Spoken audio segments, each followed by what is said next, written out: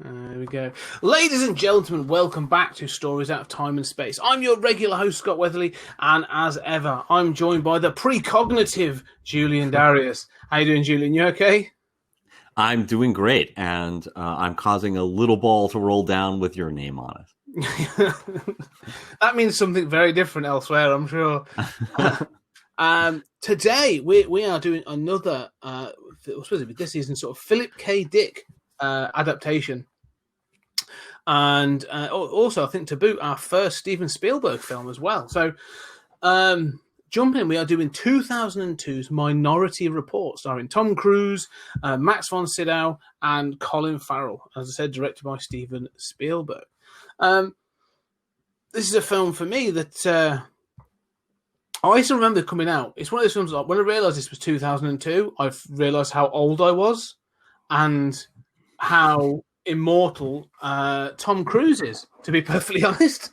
But yeah, I remember this being really good, and I remember this, when this came out, I had this on. I think I still got the DVD I bought from then. So it's a pretty solid Spielberg film. But you know, I'll be interested to see what we think about it as a film that came out in 2002. Do you remember when it came out, Julian? What were your thoughts? Obviously, you know, it being a Dick adaptation and stuff. I liked it.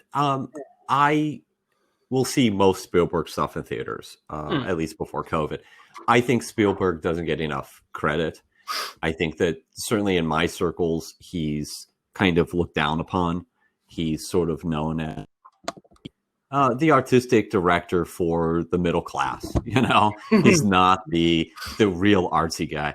And, you know, there are elements about that are fair, but also he is an amazing filmmaker. And I have been so moved by his work.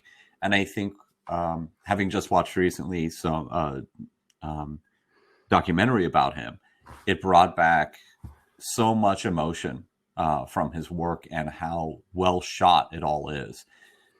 So I saw this in theaters and I didn't expect a whole lot. I sort of had seen the trailers and yeah, Cruise does look kind of immortal. I think Cruise is, I've liked him in some stuff and not liked him in others. I think that he, in the original Philip K. Dick story, the protagonist, typical of a Dick story, is sort of overweight and middle-aged and, you know, typical Dick protagonist. And then, you know, it's like we've got Tom Cruise and I find him a little flat sometimes. So I thought, okay, well, they've turned a Dick story into another actioner. And I was surprised by how much I liked it. And then it sort of became a pop culture reference for precognition. Yeah, I say I was similar when this came out. I remember being sort of, you know, good Spielberg. You know, I remember sort of. I agree. I think Spielberg is a master director. You know, one of the things I think that Spielberg is good at is every film that he comes to, for the most part, and I think there are a couple of outliers, but every film he comes to with a sort of an authenticity as to what that film is. You know, like if he's coming at an action adventure film, he's coming to do a good action adventure film. If he's coming to do a war film, he's coming to do a good war film. You know, he knows what the bubble of that film is, and he'll try and keep it within that bubble and you know, keep it as real to that as possible. I think that's why I think he's very adaptable and he's very good at that. And it shows in this. Like this is, like you said, this is a sci-fi actioner, and it sort of it feels like a Spielberg film. You know, and that's not no bad thing. That's what I'm saying. It feels in a good way. And Cruise is great. I think, you know, like you say, he is that sort of quintessential action hero. You know, he's not deep. He's not particularly, you know, he's not bringing a whole lot of depth to the character. You know, it's one thing I will get into in this film is, like, you know, at no point nothing in this film is ever subtext. It all becomes text pretty quick. You know, like in my notes, I'm like, oh, that's an interesting point that they've sort of alluded to. And in the next scene, someone will literally spell it out and you go, right, they thought that too. Okay, well. Right, yes. But, I mean, that fits Cruise, right? I mean, yeah, Cruise is perfect for that kind of film. Exactly, yeah. And it's almost like one of the things I appreciate for this film is some people will say that it's dumbing down. Oh, it's dumbing down. You go, yeah, but that's no bad thing, because you are still introducing concepts of, sort of and ideas in a way that someone that probably doesn't, take on sci-fi concepts, or these ideas of time and cognition and all this other stuff every day. And you want to feed them like things about paradoxes and about, and they actually address the sort of, at some points, about the ethics of precognition, justice, and all this other stuff. So, they feed at you, but it's not a bad thing, because it's a bit like saying, like, yeah, here's a beautiful meal, try some. It's available for you to eat. So I enjoyed it. I think, it's got flaws, but I think it was actually really good fun. No, I agree. And I think that, yeah, I am bothered by the sort of cruise effect, though. I am bothered by how direct it is. I think, I don't think that's a flaw. I don't think that it's really dumbed down. The thing that bothers me is I think it is overly long. Mm-hmm. We were just talking about how neither one of us remembered it was 2.5 hours. I mean, I was like, this is a Marvel movie before the fact. But I am always sort of bothered in this movie about how Cruise is like able to evade detection. Mm-hmm. And it's all done well, but it's sort of like, oh yeah, nobody is smart except for these guys. And that's a thing that Cruise movies, where it's like, I'm the ultimate spy in Mission Impossible. It's like, no, I don't really buy that with you. You're smart enough, but yeah, you're not a ninja, and you're not a a super spy. So I mean, there is a little kind of like, I think that stuff works with Total Recall. I mean, I think that has that whole subtext that makes it work, and it's also goofy. But I can't point to any scene here that I think is wrong because of that. I don't feel thrust out of the movie. I feel like, yep, that was well done.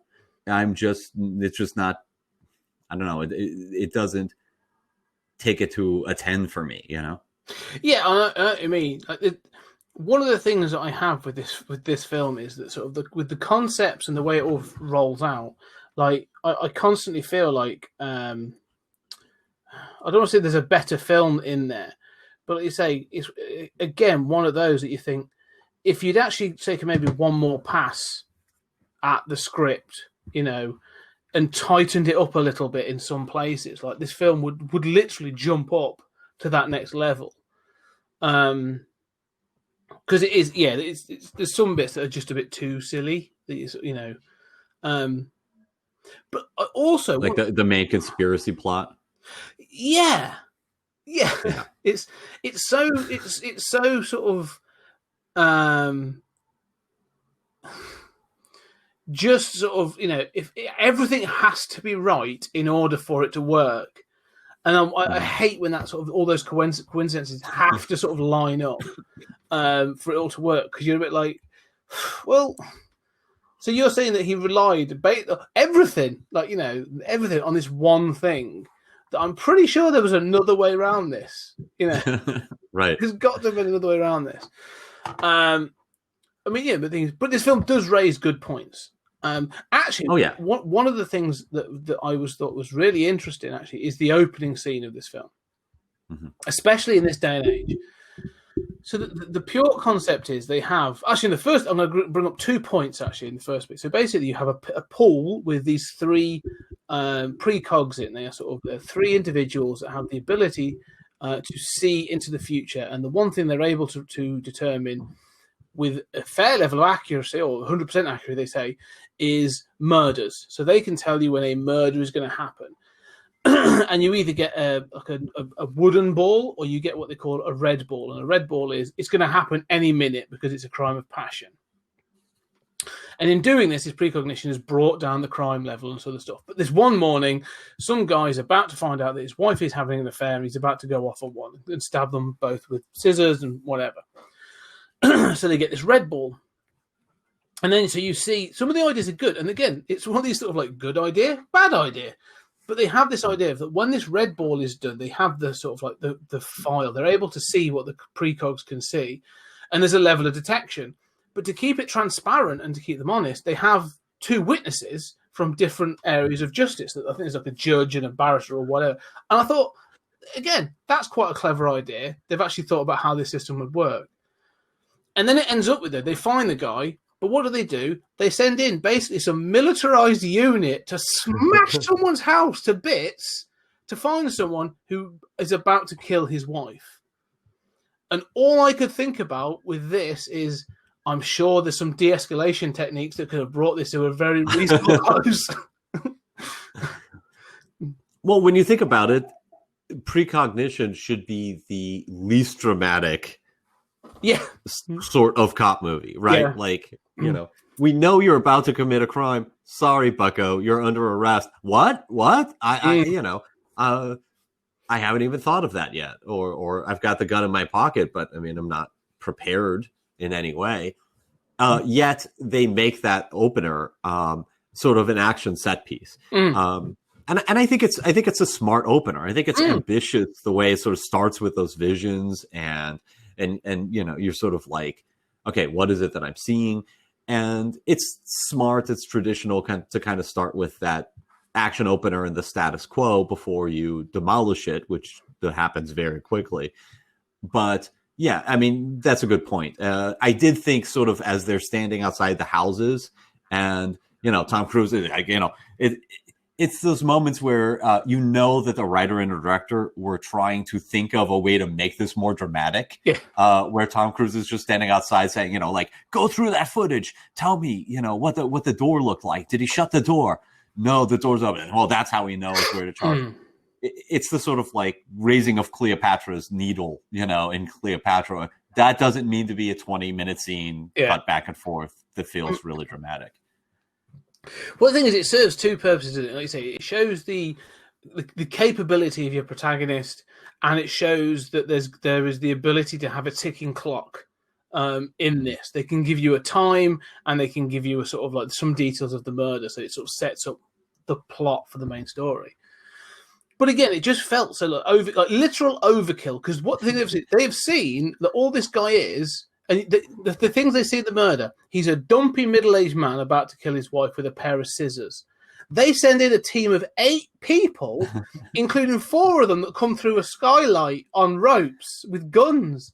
And all I'm thinking is like, one cop could have done this. Tom Cruise on his own should have been, or two, him and a partner should have been. And then that partner being the blonde guy who is also Damien Dark in the Arrow movies or the Arrow series. That should have been it. Like, bring it down. Like, there's too much going on in this opener. Like that feels a bit too Spielberg. It's a bit big. But I was like, wow. I wonder how many people get injured. In fact, there's a great moment. I'm sorry, I'll let you talk about it. There's a great moment when they come through the ceiling and they sort of all pounce on the guy with the pair of scissors, like 12 people on a pair of scissors.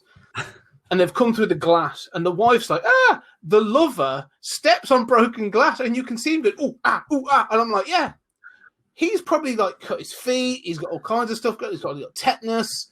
Like, you know, is it worth it? You could have come through the door. Like, it just feels so, in this day and age, watching it now in hindsight, I'm like, feels a bit silly, you know, trying to justify your budget, are you? Yeah, well, the thing you have to understand is that we're Americans and we are very violent as a people. Yeah. We like to swat flies with bazookas. No, I mean, that's a very good point about that sort of overkill. And you think that because he's sort of, this is a crime of passion.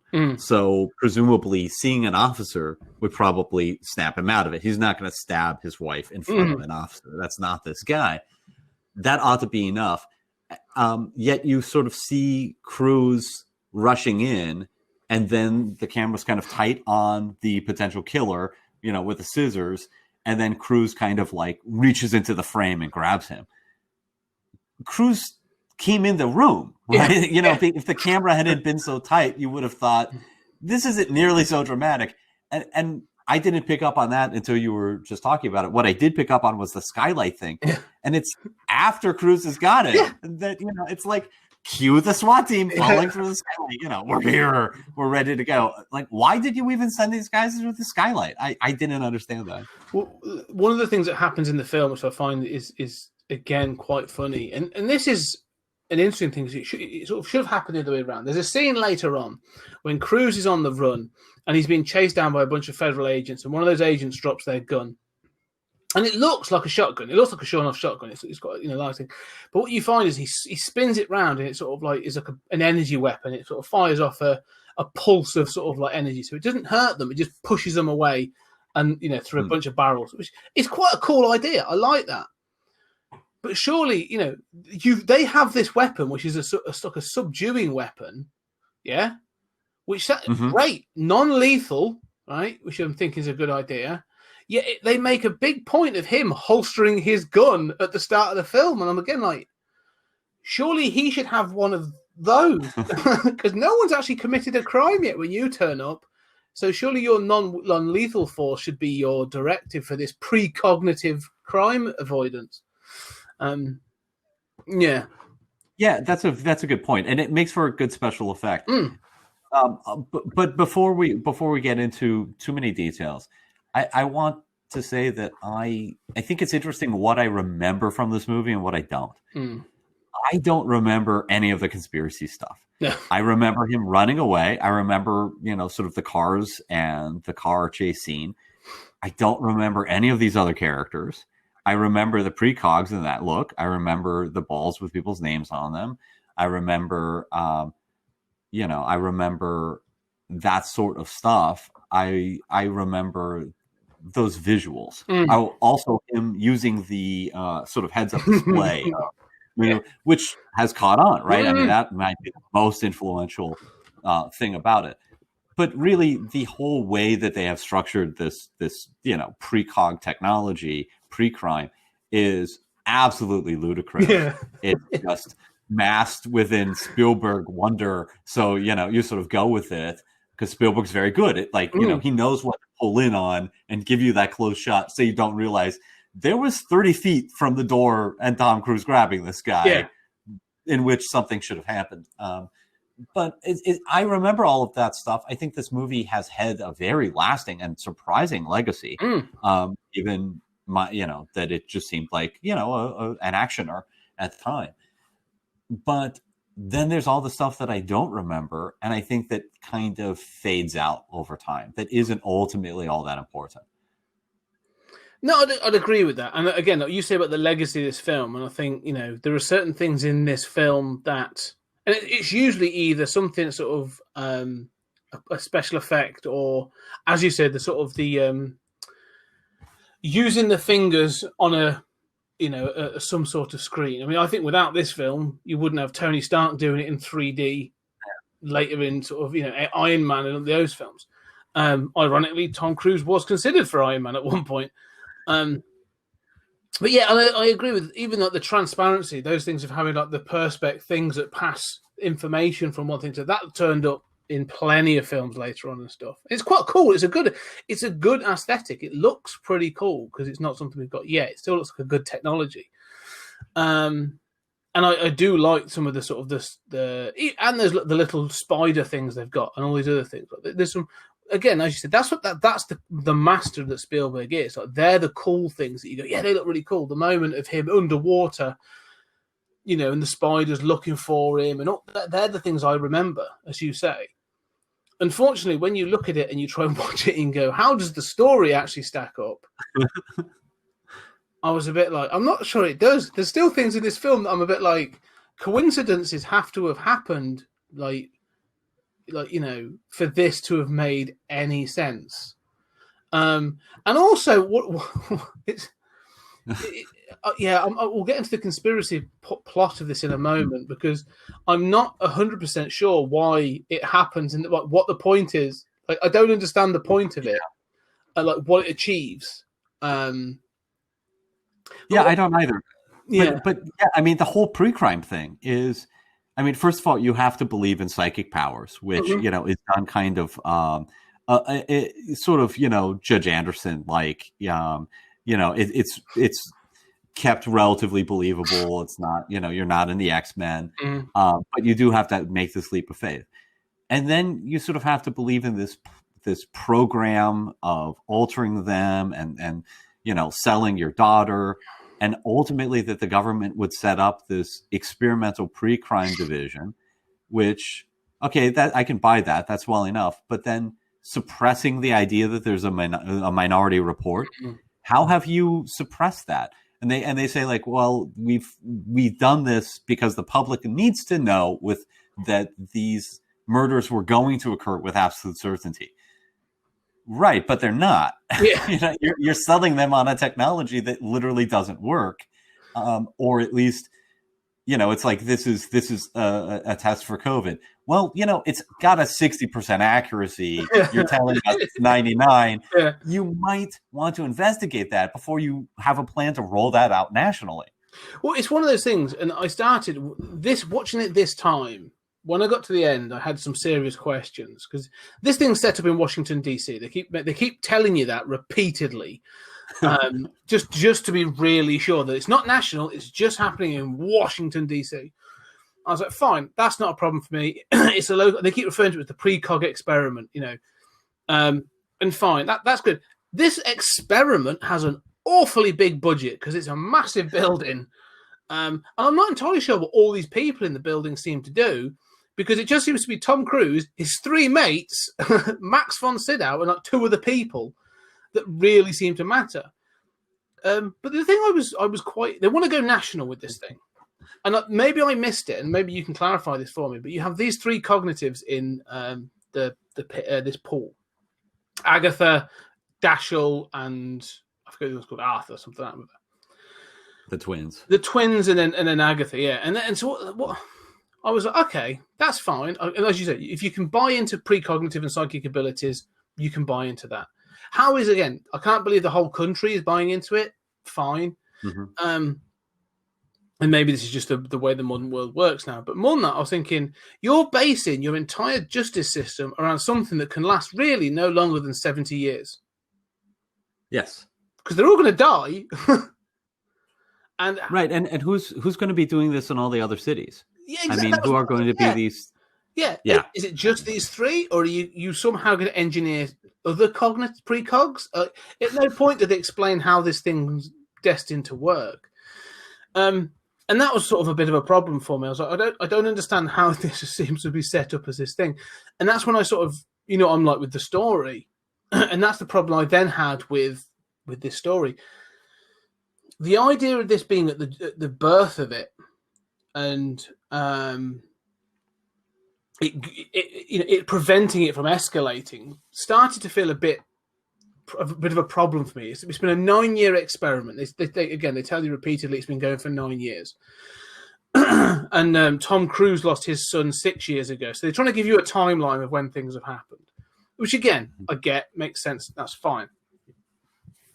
But all I can think about is this thing of like, well, what are they planning to do nationally? I don't get it. Like, it doesn't make any sense. Again, I would rather this story have been almost the other way, or even later in the story, it is a national thing, and there is an agency that supports it, and there's a conspiracy within that sort of, because I could believe that there's a conspiracy of like, yeah, we do suppress these minority reports on a bigger scale because we're now talking a national system. And you have people protesting it. That's what I'd expect. Tom Cruise should start as a character that's like, no, I'm dedicated to this because, and he should be like a bit of a prick, really. He should be, all those protesters, they don't know what we're doing to save them. They don't understand all these people's lives we've saved, blah, blah, blah, blah, blah. Right. And he should be diehard into it and be sort of against the protesters who are actually highlighting the ethics of having three people trapped in a semi-conscious state permanently in a pool, I don't know how that is legal. I don't know how that was done. No. How that's even achieved. Yeah. And then it should unravel for him, because it feels a bit easy for him, this whole thing of like, it's more about his son than it is about the precognition. So, but yeah, the son stuff is like to ground it in emotion, right? I mean, and grounded in family. I mean, that's a very Spielbergian kind of thing, right? Except it's Tom Cruise, and it's impossible to, outside of Magnolia, to really care about Tom Cruise's emotions, you know, because he kind of he has that weird kind of like homunculus, you know, sort of like expression of not exactly jumping on the couch, but, you know, it's like, I know you're acting angry, but I'm not really sure you're angry. Like, are you putting it on? That sort of weird thing. But yeah, I mean, I'm with you. I kind of thought initially, and I still feel that I kind of liked that it was a limited program because I thought, first of all, it's going against the grain of all of these sci-fi movies that are just like, you know, in the future, you know, crime is determined by precognitives, you know, in a world. You know, it's like, no, this is the pilot program. This error hasn't been exposed yet. It probably would be if it were national. So often you sort of see this stuff and it's national and you say, really? Nobody thought about this? All of those kinds of like errors are more tolerable in a pilot program. And I think that's the thinking behind it. And I think that sort of works, although it occupies this weird space between sort of like a B movie that just wants to say, okay, you know, there are people who see the future. Here's how this works. Go with it. It's really not important how any of that works. And it's not in this movie. But we want to explain it. We don't really have an explanation that is all that good, but we feel compelled to explain that stuff. Whereas it might be better that none of that stuff is the stuff that I remember, and both of us kind of have trouble figuring out how it works. Yeah. It might have just been better to just brush that off with a line of dialogue and get into the action or get into the visuals and the ideas that we like.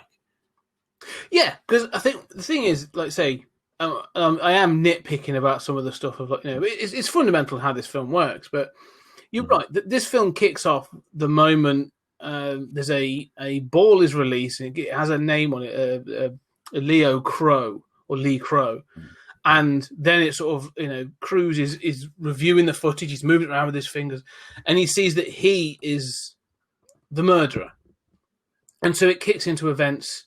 It kicks off the series of events that will then lead to that murder, and I kind of like that process, because it does start to raise these questions of, like, well, cause and effect. Like, well, if he hadn't have seen that footage, he wouldn't have gone into the investigation to look for it, wouldn't have gone on the run, which wouldn't have led him to the murder in the first place. Which is, you know, yeah, it's actually quite a clever setup. All right, you can ask that question.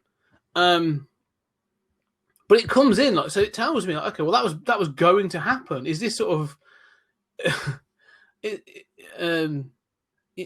I remember when we watched Red Dwarf. It's that we did that. It's like, you know, this isn't going to be, or this is what's happened. Well, it's not what would have happened is going to happen. It's what is going to happen but could have happened. It's this weird explanation of, like, well, is this the actual future, and that's obviously the Minority Report. But the fact is, all three of them have seen this. Right. There is no Minority Report for this murder. Like, it's going to happen. But I'm like, well, yeah, but it was only going to happen because he saw this footage. And then they put this weird thing in later on to say, oh, it's a setup. I've got to die. You know, when he finally tracks him down, and he's got these pictures of kids on the bed and stuff. And I love the fact that, like, they throw. There's a moment that when they actually do the investigation. When they even call out that, you know, like, Tom Cruise has sort of fallen for it, and then Colin Farrell, when he comes in, he's like, no, this is an orgy of evidence. Like, we never have this. This is bullshit. Yeah. Like, this is clearly. Yeah.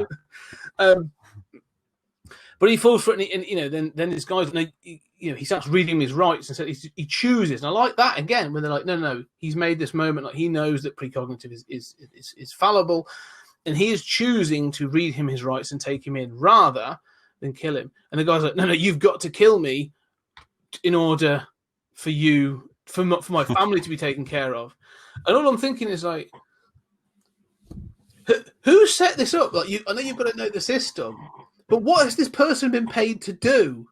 Just live in this flat for 4 days with a bunch of pictures of kids on the bed. Like, I don't know what you're going to die. You're going to die at the end of 4 days. But so what is it they're picking up on? This is the thing I keep struggling with. I'm like, so what is it the precogs? Because they talk about premeditation.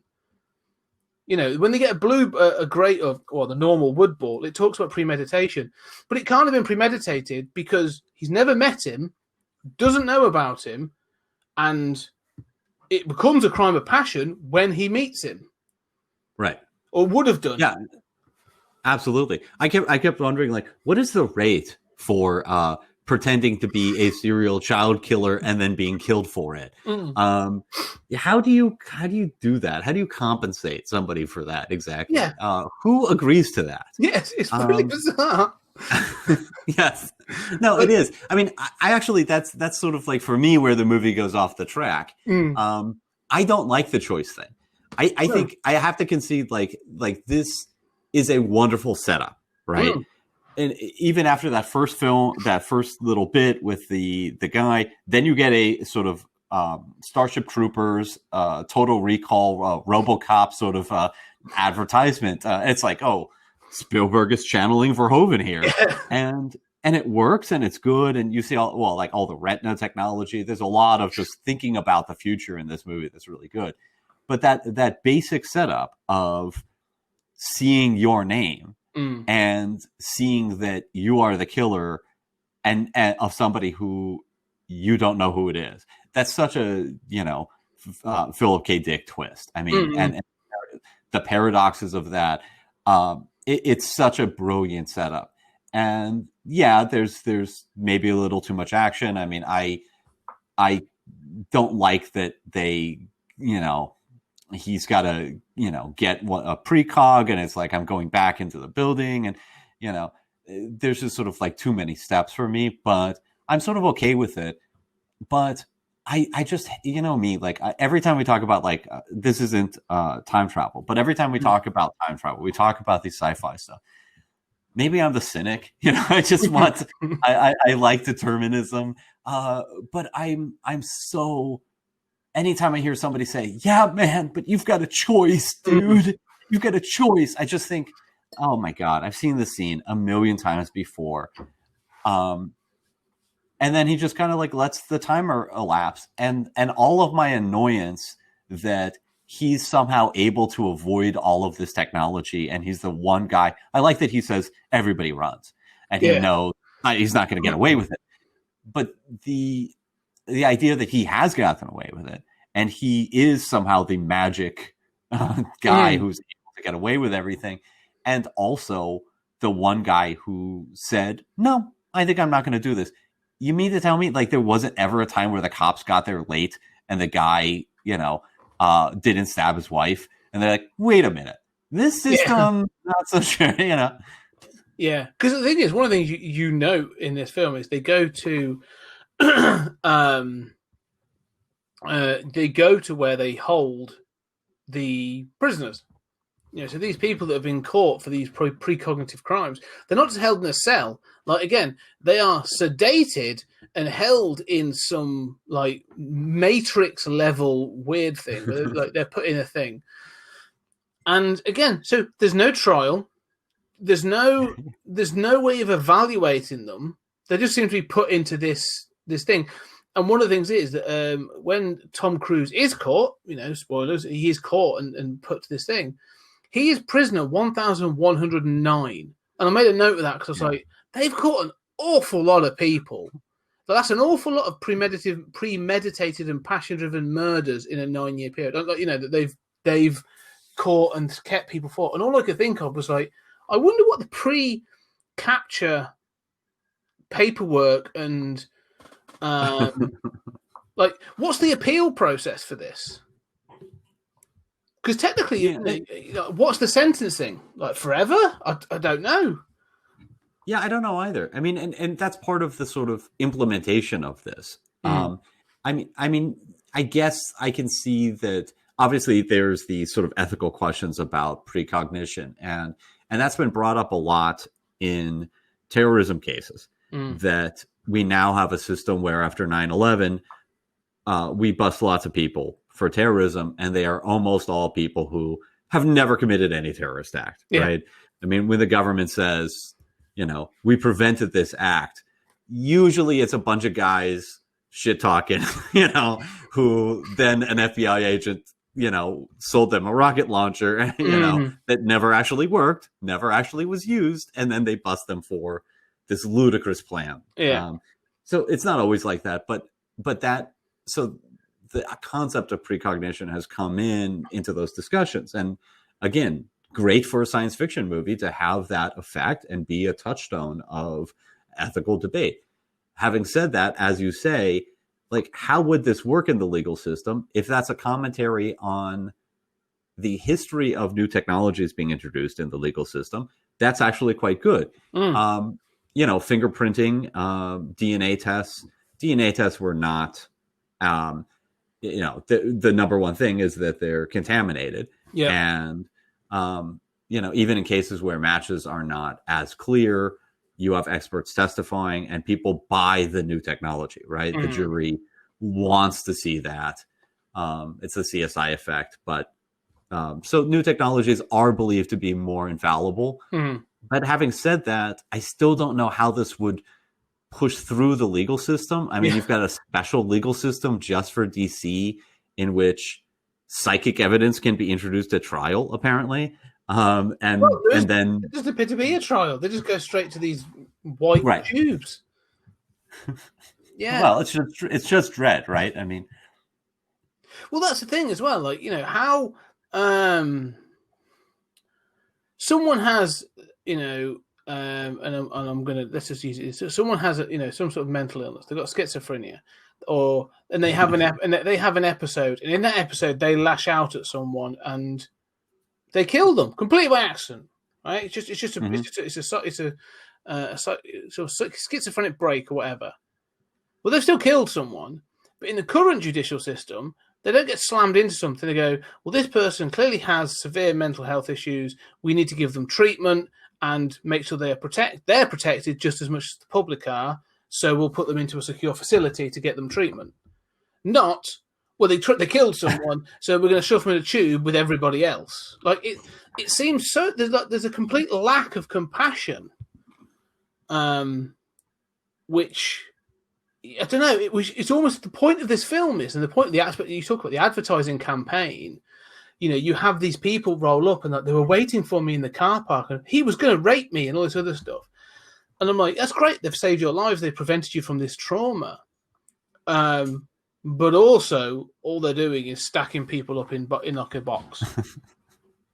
Right, and without trial. Yeah.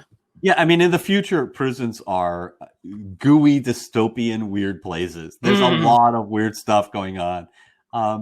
It's very strange, and it's also so dystopian.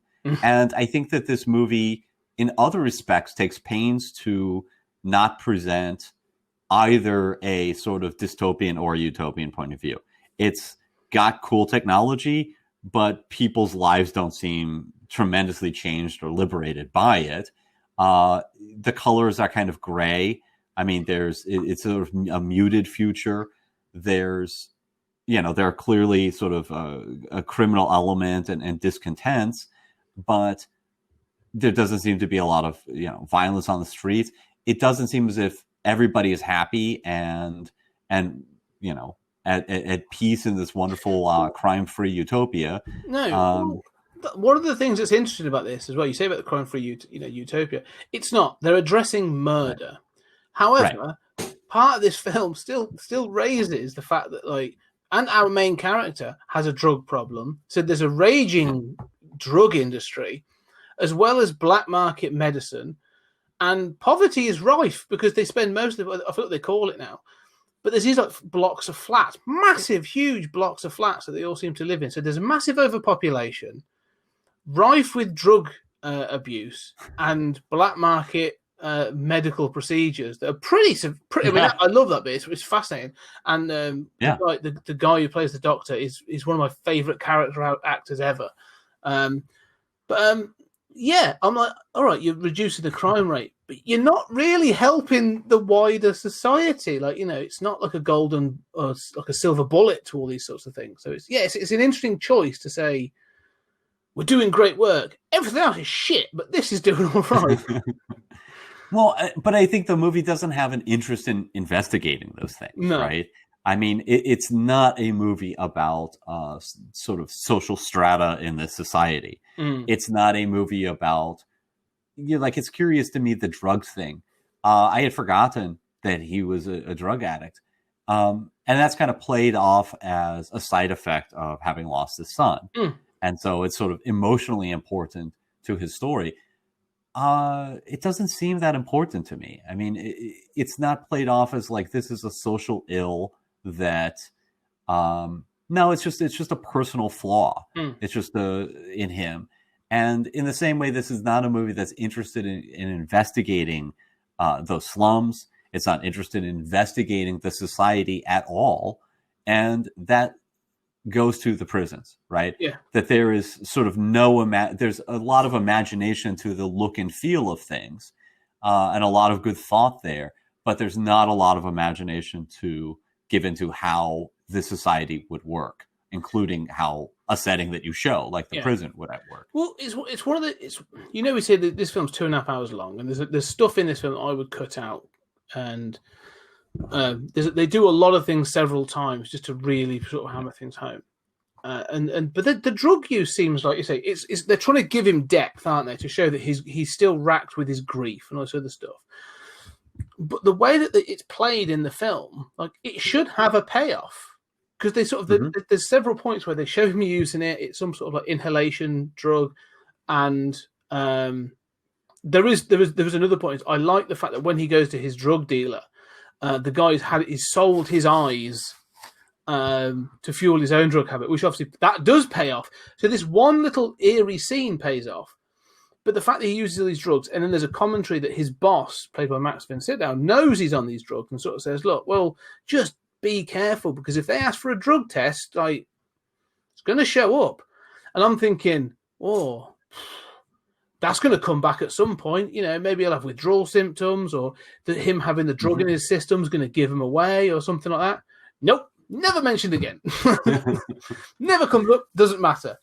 And, it's the same with like the those holograms. He has these sort of like the holograms that he watches of his wife and his son. And again, like, I get it, it's good, but it's one of those that sort of like, it's used a little bit sort of for the detection later on, but doesn't really having it as a whole. And again, this feels like a whole Spielbergian thing. So look at the effect we can do.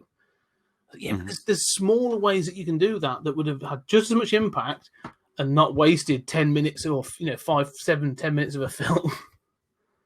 Yeah, I mean, I kind of like that there isn't a payoff for some of that stuff, because I do feel as if I like when a movie has unexplained aspects, and when a movie sort of visualizes the future, and and sometimes it's sort of dumb stuff, and you're like, oh, look, HoloPens, they're quantum pens or something.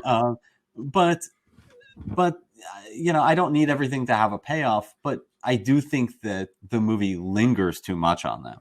And I do think that there are too many things like the cars where it's like, it's an amazing scene, but I'm basically like watching Tom Cruise play Frogger in real life, and I don't believe it. It really looks like a 2-dimensional video game there. Yeah. Sort of, I don't know, one of those like block breaking things. Yeah, I agree with you. One of the things I would say is that one of those aesthetics of this film is, that car thing, that like pod car that goes vertical up walls and stuff, and then sort of attaches to your apartment building and all that kind of stuff. There was a part of me that's like, we're going to be watching Dread soon, but when those roads come off and there's all those cars flying past, like, that's a view of Mega City 1. Like that I liked that cityscape was awesome. Like the design of that was excellent. I really enjoyed that. But then again, like, they do some silly things that sort of verging on the daft. Again, like with the action set piece, talking about those cars. There's a scene in this, and it gave me echoes of Attack of the Clones. Fighting on a production line is one of those things where avoiding technology is become such a bit of a trope and such a cliche. And it's fine. Like, in fact, if anything, Cruise and Farrell do it better than they do it in Attack of the Clones, because they don't. Which isn't hard. I mean, that's true. But at least in this, like, within a second, like Colin Farrell's character sort of realizes this is really dangerous and like gets out. Right. And so I appreciate that.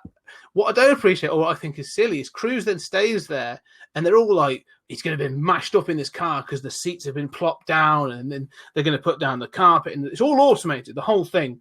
And then what happens is a car comes off the end of the production line, all painted and all shiny with all the interior done, and Tom Cruise sits up in the car. And even I'm like, really? Come on! Yeah. Like... Yeah, I mean, and it's a cool visual seeing that car get painted, right? They have this kind of like smart spray paint, and the production line also looks.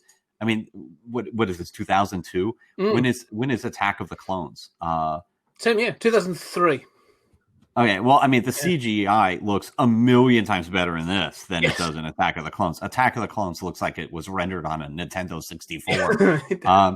But this looks so much better. But yeah, you're right. It's absolutely preposterous. And it's like yet another action set piece that kind of relies upon, and the thing that's frustrating is like that car chase scene, the car shutting down, Cruise getting out, trying to run. Everything about that is good, except it's got to gild the lily and do the Frogger bit, right? That assembly line, I mean, it's a cliche setting, but there's a lot that's good going on there. The performances are good. The CG is good. But it's got to gild the lily and have, Cruise be in this car and, have that dramatic moment. I don't know. Oh, you said with gilding the lily. One of the things I noted watching this time, they can't finish an action set piece without a joke. Without a wink or a nod, a bit of a badum-tsh kind of moment. Like every single one. There's the whole thing with the jetpacks, which has got them all going around people's apartments, and they bump into the floor and the whole table jumps up, and then like there's some bits that are good. It's okay, that's funny, but you're trying to have a tense action scene, like where they go up through a construction pipe and it all catches on fire as they fly. But there's some good bits. I'm like, it's well shot, it's well orchestrated. But then it ends with them going through the wall and some kids on there with a saxophone, and it sort of gets knocked out on the bed, and it's like, stay, he's like, oh, stay asleep or go to sleep or something. He rolls him over on the bed, and you're like, get the joke, dad joke number one. And then when he does the Frogger moment and he goes through the window, like Cruise ends up like crumpled up with his feet over his head, and he looks over, and there's a bunch of other contortionists in the room. And and they're like, "Are you all right?" And I'm like, "Okay, now that's that's another joke, another gag." And then you have the gag of the car, and they do it again. Like he breaks into the police headquarters, the precog headquarters, and I like the idea of the muscle relaxant that just makes his face all droop, which must be incredibly painful and this other stuff. Like that's a great idea. I like that too. Yeah, but then he has to use his eyes. His eyes that he's had removed to get in. And again, I'm like, that's a cool idea. Oh, so far, I'm all on board with this. Oh, he's dropped him. He's chasing him down a corridor like Bugs Bunny. And then he just catches one before it falls down a grate. And it's like, I don't know what mood Spielberg was in. But again, it's that thing of like, stop undercutting things with humor. Like, you don't need it. We don't need... once maybe, but and also remember who, I think you've made a point, like remember who your star is. if you were doing a film, if this was Eddie Murphy, or I don't know who 2002 would be, but like if you were doing like an Eddie Murphy film, or if this was The Rock, Chris Tucker, if this was, or Mel Gibson or someone like that, you'd probably get away with those jokes because it's that sort of like that charisma, that wink and that bit of a wink and a nudge. It doesn't work with Cruise because whilst he's a good action star, he's not funny.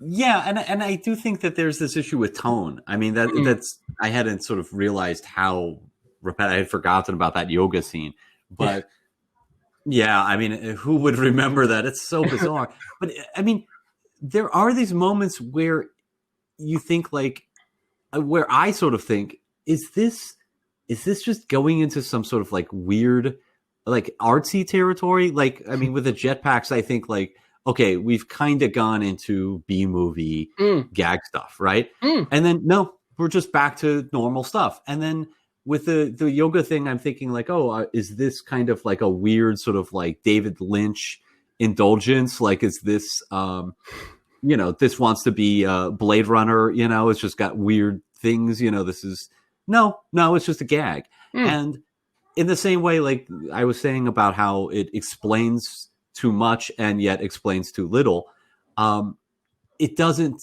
I feel as if there's a version of this that is a B movie that is just an action romp, and you don't really care that the conspiracy doesn't make a whole lot of sense.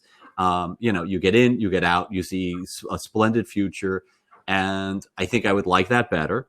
And then there's a more like slow, nuanced, not giving explanations, but just moody sort of Blade Runner version of this that doesn't need to explain all that stuff, probably doesn't star Tom Cruise, and I think I'd like that one better. But there are these sort of tonal weird moments. There is. I mean, one of the things we talk about tonal moments that don't pay off, and again, it's part of me wonders if it was producers, but I think maybe it was Spielberg not willing to go to the dark places that I think this film needs to go to, is the thing where he has his eyes replaced. Which is a cool scene and a great concept. You've learned that this technology is based on his retina recognition. So he can't have his own eyes because his eyes are obviously, like his fingerprints. They're unique and they're recognized. So you have to have your eyes replaced. And you think, oh, that's actually a really cool idea. But he can't do it anywhere else. He has to do it on the black market. And so they get in this sort of like this crazy doctor. He's called Dr. Solomon Eddy, played by Peter Stormare, who I love. Ever since Armageddon, and he played the cosmonaut in that, I've loved him in everything he's in. He's everything. Whenever he does a Coen Brothers film and stuff like that, like he's brilliant. You are the first human being to ever say, ever since Armageddon, I found this artistic passion. Yeah. When we get to that film, and we may do season 20 or something. I love him, but in this film, like, there's a moment when he's sedated Cruise, and he's sort of saying to him, like, he's about to go under, and he says, like, he says, oh well, being old friends, I'm gonna do, we'll give you an old friends discount. He said, well, what do you mean? Do we know each other? And you find out that actually he has this really dodgy past. Of he used to be a burns victims, plastic surgeon for burns victims. And when they were under, he would set them on fire again before he did the thing, and it was to make videos of it. And you're like, that's really dark. Like, that's really weird. And it's sort of slightly played for laughs, and you're sort of like, okay. But like, he's ruined this guy's career. He's obviously lost his medical license. He's now working on the black market. It's all really seedy.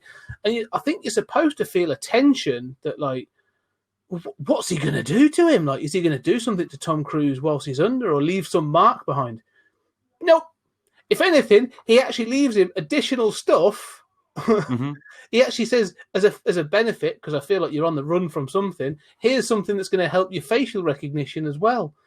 And I'm like, he ruined your life. Like, you're clearly a horrible person, but like, I don't understand why you're helping him. Granted, he eats horrible food and stuff, but like, they do actually leave him milk and a nice sandwich and all other stuff. Like, and it's that scene where I'm like, as you say about tonal, it's like, this makes no sense. Like, you're setting him up to be like a little mini villain. Like, there's supposed to be this tension, but it goes nowhere. Like, nothing happens.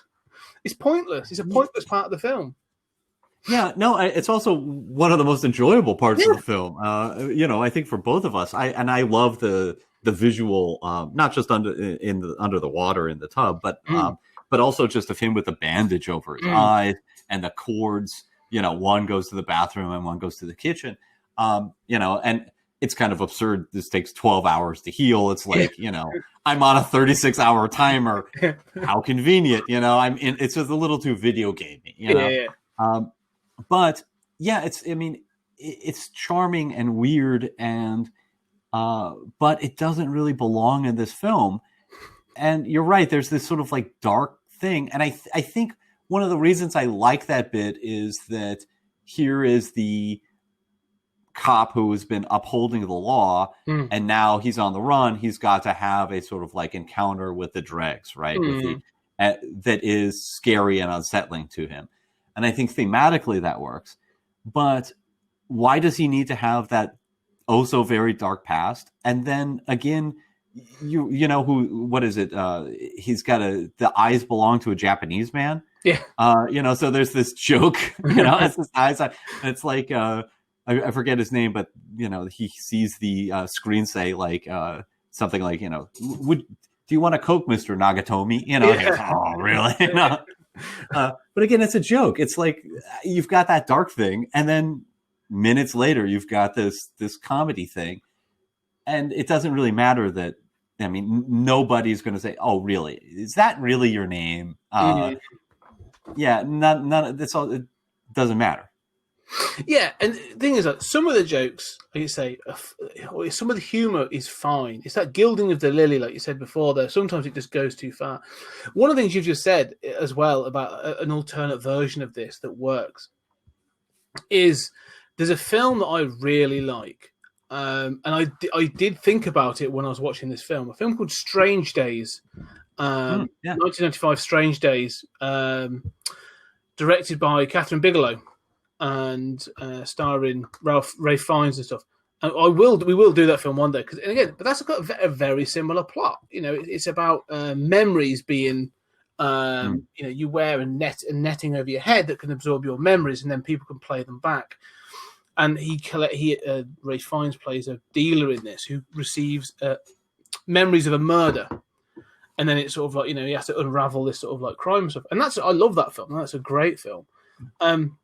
And that plays it completely straight. Like that gets really dark at times and stuff. And I think, that was 1995, I think. I don't know. It just feels like Spielberg's taking a Philip K. Dick thing. I think he feels a bit like he's seen Strange Days and then gone, but I'm going to add some family fun in for it as well. And I'm like, maybe roll that back a little bit. Yeah, and Spielberg is a weird nut that way, and clearly this is aimed at the general audience, right? This is trying to be an actioner, sort of in the mold of The Matrix, right? Sort of an actioner with some good ideas, some philosophical resonance, some ethical questions, but at the end of the day, have it look good, and sell tickets based on, and to some degree, Total Recall is the same thing. Total Recall, is like a baby to me. I love it. But, the movie that I kept thinking of is Steven Spielberg's other stuff. And I think it was just before this he did AI. And I think AI is the superior film of the two. I think AI is vastly underrated. There's no doubt this movie has had by far more influence, and AI is kind of relegated to, let's not talk about that one in terms of Spielberg's oeuvre. But in that one, he's channeling Kubrick. And so he sort of lets the plot meander, and scenes like Cruise with the surgeon would fit in something like AI. You can take that time. You can just let it be weird. You can let this just be sort of surreal and interesting in these subtle ways. But I mean, you said at the beginning, there is no context, right? I mean, there is no subtext. Subtext always becomes text within minutes. Yeah. That's what this movie wants to do. And in that movie, in that version, there is a kind of like plasticity. There is a kind of, this weird tonal thing and a kind of like lack of subtlety and depth that irritates me, even as I think it's astounding how influential this movie is for a 2002 movie that, isn't counted as, Jurassic Park has far more influence and people will cite that. So I don't know. I think of his other movies. Yeah, no, I agree. And that's the thing you say about the plasticity of it. It feels very, again, watching it, like I say, it was fun. I enjoyed this film. I came away from it at the end thinking, that was good fun. You know, it's not too bad. The thing is, I kept the one thing is throughout it is there were scenes that kept making me think of other films. And I think that was my problem. I was thinking, like, this was 2002. This came out, and all I could think of was films from the 90s. And I thought of Strange Days. The bit with the surgeon made me think of Escape from LA, where they have the plastic surgeon played by Bruce Campbell, and the end showdown where they release all the information, and then he confronts him on the balcony. I was thinking of Harrison Ford as the fugitive. There's just all these moments. I'm like, they're good, but I've seen them done elsewhere, and I'm not sure if they were done better elsewhere. But I've definitely seen them elsewhere, and so I was like, it's almost like, you know, the guy who wrote this. I'll be interested to see. I'm going to check actually, but like I said, it's sort of, you know, I can imagine that the Dick story is. You know, obviously, I don't know if it's a short story, so I'm assuming it's very concise and it's quite, you know, it's more about the sort of the sci-fi of it all rather than the satire and all this other stuff. So, but yeah, there's just sort of moments in this film where you go, they clearly didn't know what to do with this, so they've watched some other movies and taken bits out of it. So yeah, I mean, I think what you're saying is sort of it gets to the sort of like very polished mishmash kind of feel that this movie has. And Spielberg's a master. I mean, he's able to polish this stuff, and so much stuff that shouldn't work works, or works passably well, or doesn't bother us. In another director's hands, we would have a lot of objections. And we have objections here, but yeah, I mean, it holds up. It's fun to watch. And I remember seeing it in the theaters and thinking the same thing and thinking, wow, I did not expect that to be that good. I don't know that I'm going to cite this ever again, you know, but I had a fun romp. And, you know, my heart didn't soar, right? I mean, there was sort of Jurassic Park is a kind of fun romp, but your heart kind of soars, right? I mean, you get that music and, you know, those themes are more evocative. And I think here, the cruise plot and the sort of like family plot never affects me. And that ending feels so saccharine to me. Yes. The ending doesn't work for me. Well, like I said, there's almost like there's a third act. They have all the action stuff and then they go into the Spielberg sort of like, it's almost like an epilogue, isn't it? Like there's a whole, they get to Cruise's wife's house, and there is a moment in this actually I think is done quite well, more so because of the female actress who plays Cruise's wife more so than Cruise, because I think he plays it a bit too much. But he's got Agatha, the precog. They're in the house, and it's clearly the house they lived in with their son before he was taken. And she just says that I can feel the love in this house, and she is able to tap into an alternative. She was able to sort of like preconceive of an alternative future from the moment of him being 6, and she lays it out, and she's like, you know, he's 6 and this happens, then he's 11 and this happens, and he goes off to college and he goes off, and I'm like, that bit's the girl who plays the precog plays it really well, like she's just like as if she's remembering, and then this happens, and then and that's really touching. And I can see why that would, as a parent, like break them down. They're like, you know, this is the life he could have led. And she's not doing it to hurt them. She's actually saying, like, look, I'm tapping into the emotion of this place. It becomes very sort of psychic. I'm tapping into the emotion of this place, and here's what you would have done as parents. Like you were. What she's telling them is, this wasn't your fault. You were good parents. And I kind of like that because it sort of resolves that for Cruise and the wife to say, none of this was a horrible, terrible incident that was not your fault. You were good parents, and this is the life he would have led. And I kind of like that he is given that at the end of the film as the character, and the wife as well. And I was like, maybe they're going to resolve it here. Nope, you're going to go on to do this other bit where they're trying to have to now resolve the conspiracy. And so you get this thing of like, well, it's going to go national, so we have to prove that it works. And it's 100% by setting up one of our own. Like, I'm like, okay, yes. now I don't get it. But then also we've now uncovered this other thing with the Minority Reports of how so it introduces three sort of sci-fi concepts. You have the Minority Report, which is the alternative, which we know about.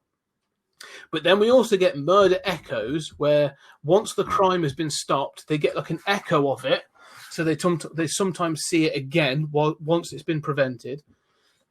And you've got this idea of it going national, so one of your own's got to be set up, which makes no sense to me either way. Yeah. And so they then uncover this conspiracy of like the parents of one of the women or the mum of Agatha let her go because she was a sort of a teen who had this child and had to give her up, blah blah. But then came back to get her. So Max von Sydow killed her sort of 9 years ago, whatever, and used this echo effect to try and mimic. He set up another murder to be prevented, to then go use the echo to commit a real murder. And I'm just sort of like, do you know what you could have done? You could have just, they clearly can only see so far, their effects. Right. So, because that's part of the end of this film, they have a sort of a geographical circumference or whatever.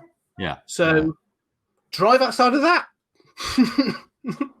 Yeah, there is a point where you sort of feel like how many murders are in a murderless city, right?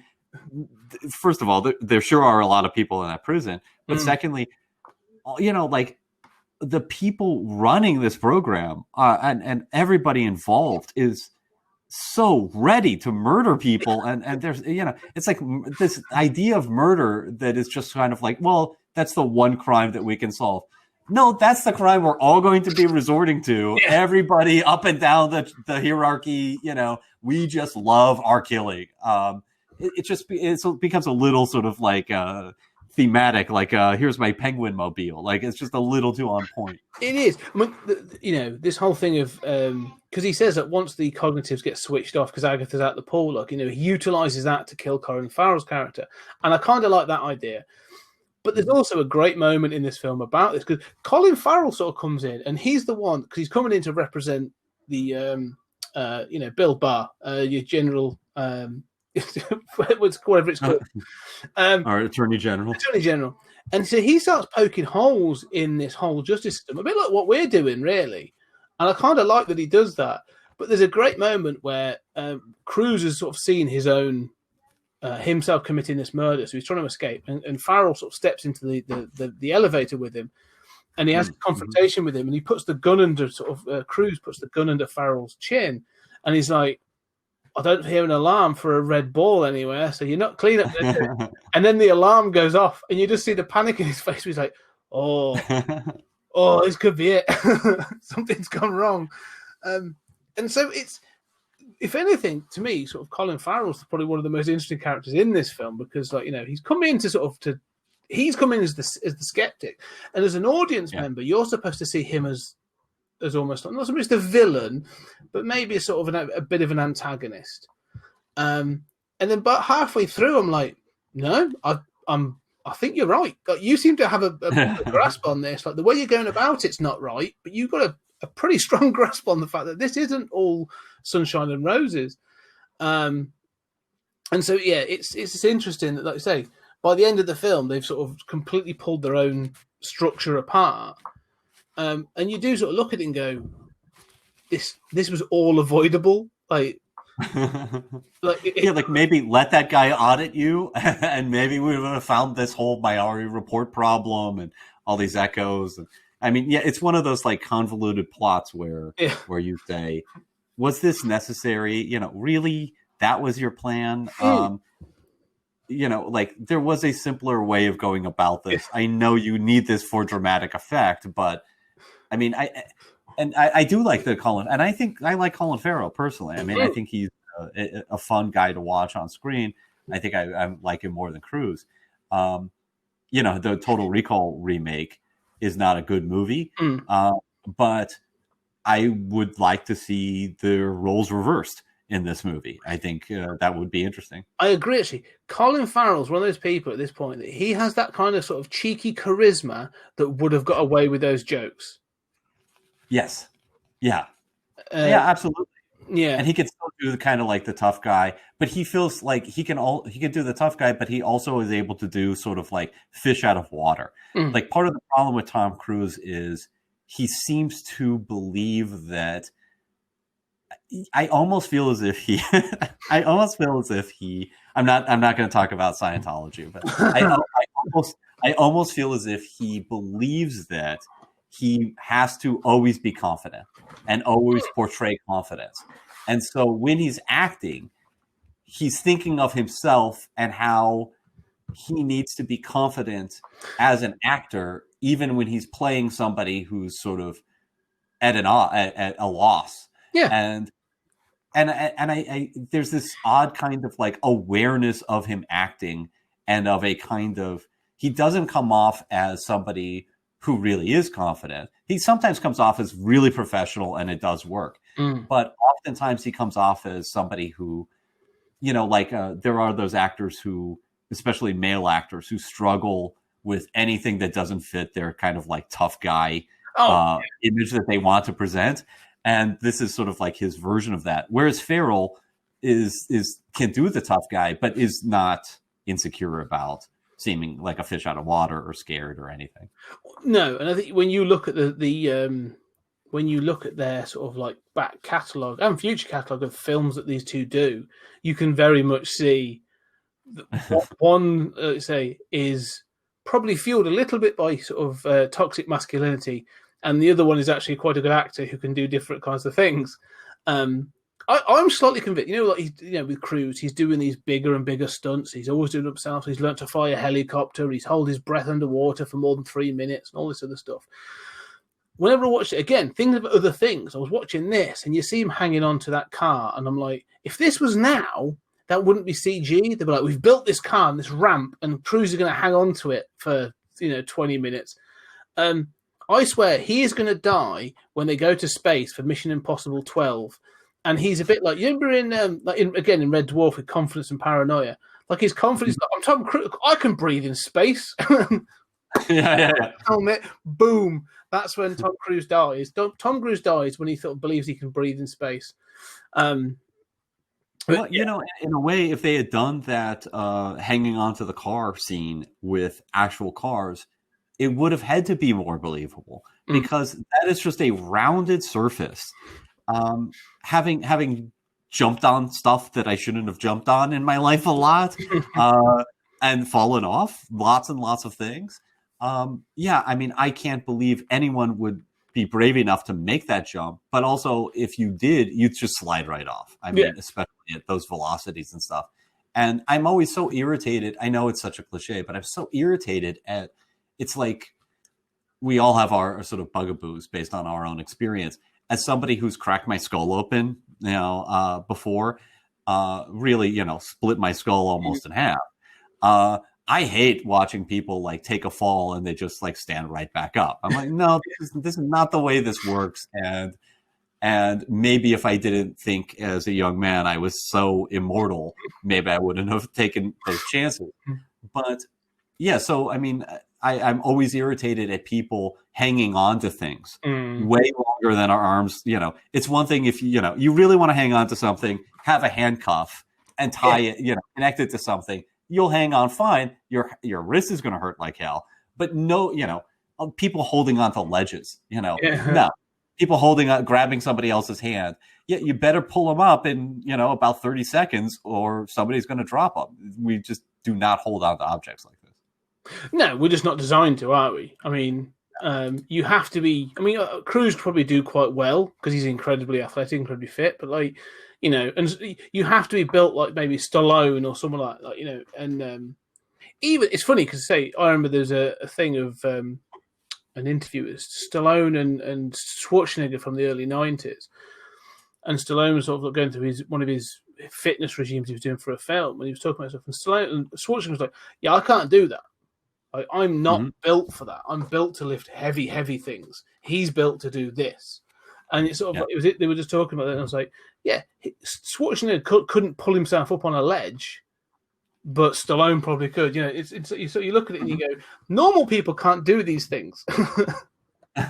Yes. So and especially, I mean, Yeah, I mean, I get like Tom Cruise is, an action star, but I don't know. I have a problem with a lot of these action stars, and I didn't growing up. Mm. Um, I still love Arnold Schwarzenegger. I mean, I can't help myself. I love the guy. It's Mm. like he's better than Shatner, right? I mean, Shatner is apparently just a horrible person, but I love watching him.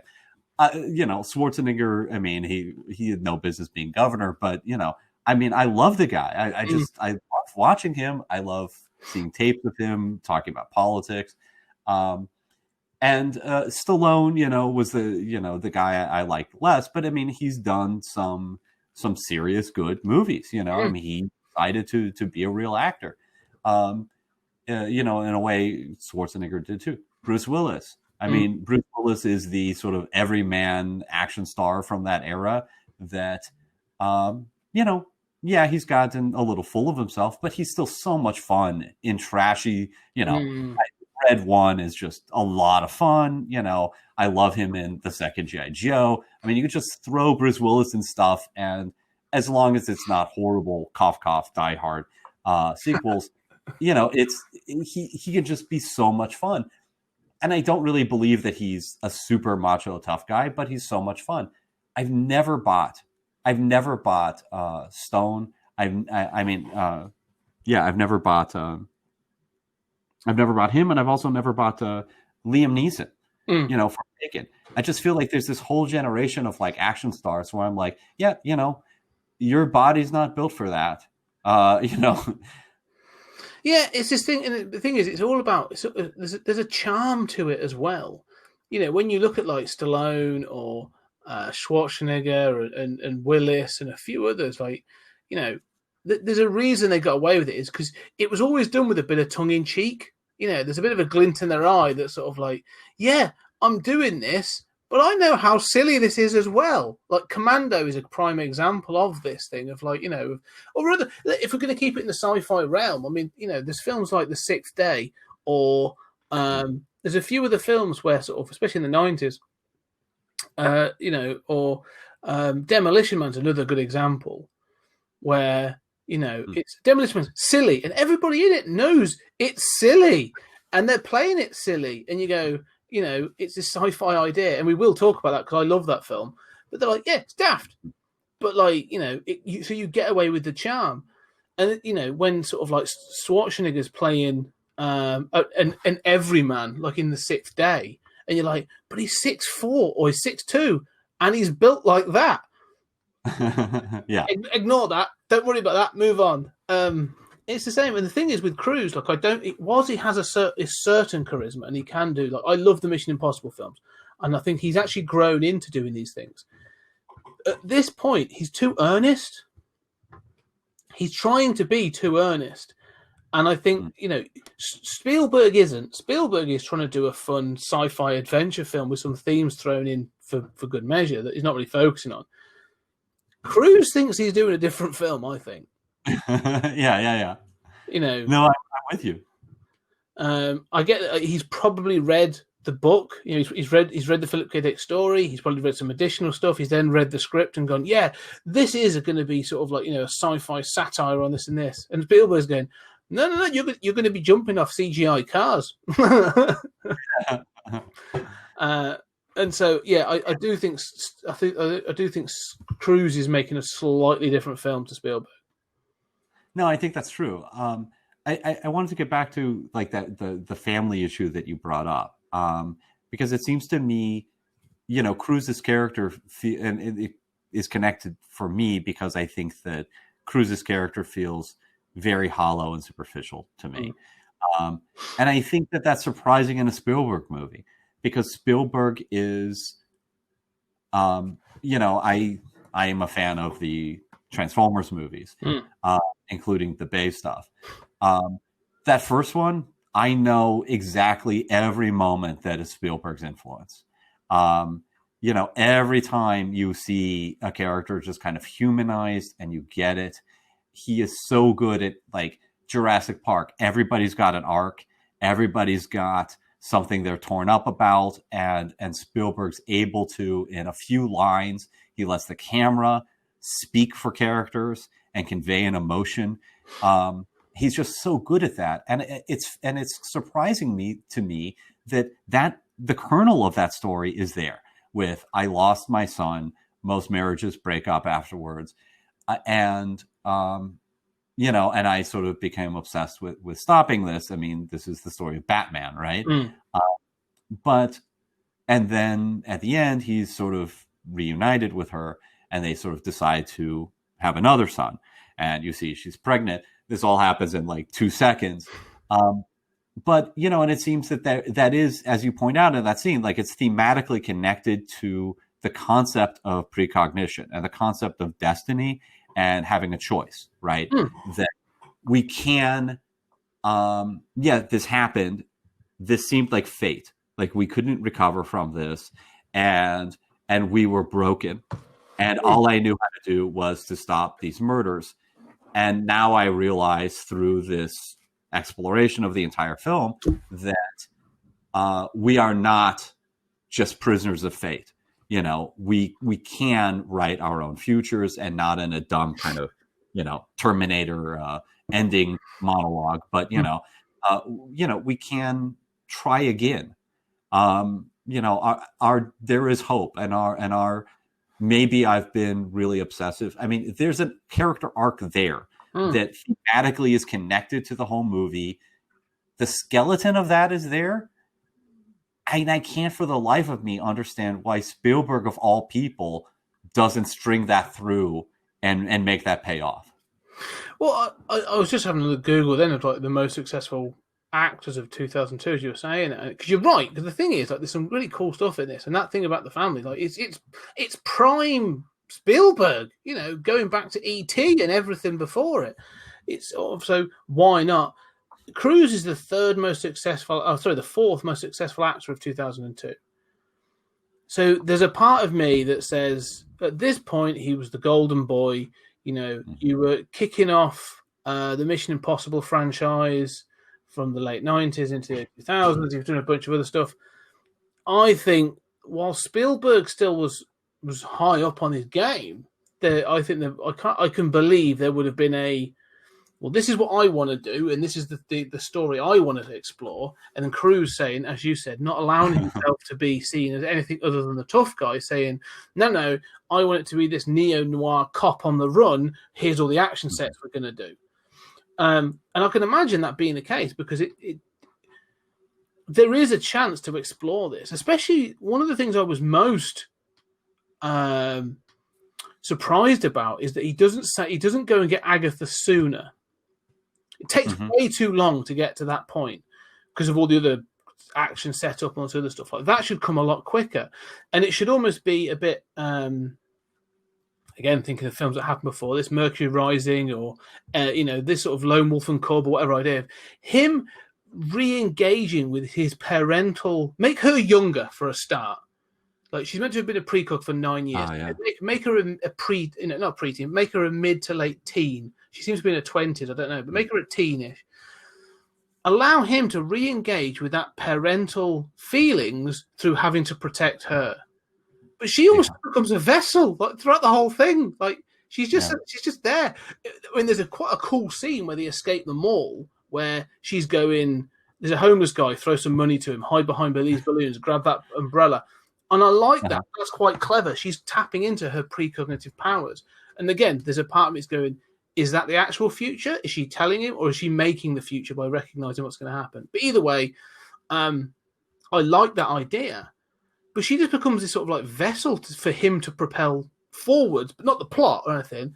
And I'm like, why is he doesn't engage with her or connect with her in any way? And I'm like, that's the Spielberg thing I was expecting. Is missing. There's a big emotional hole for the second act, and I'm like, that's really bizarre for a Spielberg film. Yeah, I mean, I love that phrase, emotional hole, and we have to do E.T. one of these days. I saw E.T. relatively recently, and it hadn't been I hadn't seen it in 20 years, and I thought, yeah, that's kind of a cliche, right? I mean, you're trying to sell Reese's Pieces. I mean, it's Spielberg. It's, sort of, middle class auteurism, and I just cried. There are so many just heartbreaking, the ability to make an extraterrestrial story about divorce. Yeah. And about just the heartbreak of divorce. How does he not, how did he turn in this movie? For that, I love that phrase, emotional hole. And there's this weird thing going on with gender in this movie, with that it's not like on the surface. But Cruz has this kind of like uber confidence. All of the men are like schemers. There's the guy who puts the eyes in, but he's very good at what he does, right? Everybody, all the men are just kind of schemers and super confident and everything. And the women are just kind of empty vessels. And literally that is, his wife should be the most characterized and sort of is, but it's his journey to come back to her, right? It's like, I decided to be back with my wife again. So boom, I got her back and she's pregnant again. Problem solved. Like she doesn't have any psychic residue. And the same thing, like you said with the precog that, she is almost like cargo to carry around. And the fact that she has had a horrible life, doesn't really enter the picture except as a fact that but it's not characterized in any way.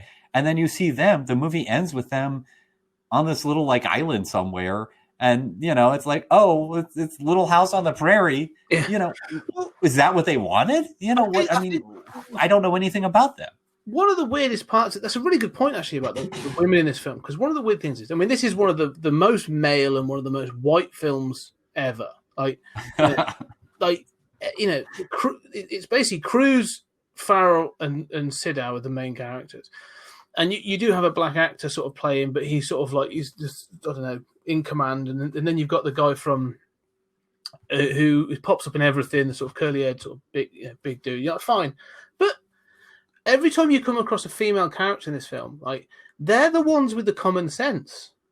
Like there's a whole scene where Cruz tracks down the woman who's like a geneticist or a scientist who created the precog, pre-crime they call it, and when she breaks it down, I like the fact of she's secluded in this thing and made these genetic plants and stuff that do all this other stuff. I love some of the ideas and the effects there.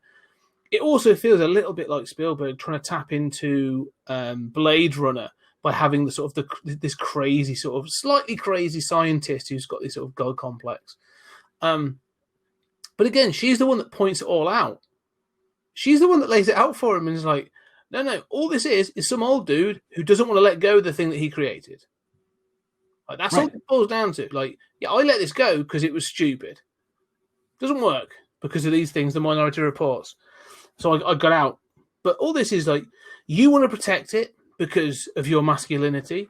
He wants to keep hold of it because it's his child. And then you've got some other dude coming in to take it over from you because there's money in it. It's basically saying like, look at all you stupid men. now bugger off.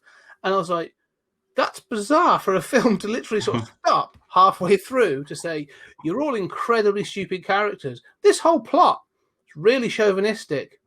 Bye. Yeah, I never thought of it like that, but that is true. That is what she's saying. And yeah, it's true that a lot of action movies are really men playing games, right? It's the chess match between the cop and the killer, right? Yeah, and half the time you're like, yeah, you don't really need to do this, or we're a heist movie, we're gonna rob that casino, and men are gonna protect it, and why are you doing this? It's men doing silly stuff, but yeah, you're right. There is this character, and I like that character too. I'm kind of a fan of. It's a cliche, but I'm such a fan of like characters in greenhouses saying deep things. It's just I know it's a cliche, but there are a lot of shows that do that. But I love it. There's something about using the hands to prune and garden that gets at sort of that metaphor of creation, but also destruction and nature. So I like all of that stuff. And then you go right back to sort of, this sort of superficial macho male battle in which, women seem to have no agency whatsoever. Well, there's even a follow-up to that when Colin Farrell tracks down